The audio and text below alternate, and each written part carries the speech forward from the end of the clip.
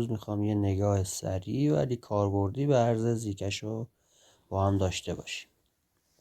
همین الان قیمت این ارز تو صرافی حدود 45.5 میلیون تومان است. اما خبر خوبی نیست، چون نسبت به دیروز حدود 3% کمتر شده. نمودار 15 دقیقه‌ای کاملا قرمزه، یعنی فروشندگان الان کنترل بازار رو دارن. یه شمع قرمز بلند هم داریم که نشون میده فشار فروش قویه. اگه قیمت از 45,600 بیاد پایین تر، احتمال ریزشش هست تا 44-43 تومن. ولی اگه 47 تومن رو رد کنه، احتمال رشدش بالاست. اما فعلا هیچ نشونی از بازگشت روند ندیدم. حجم معاملات هم تو ناحیه نزولی زیاده، یعنی فروش واقعی است و نه فقط نوسان.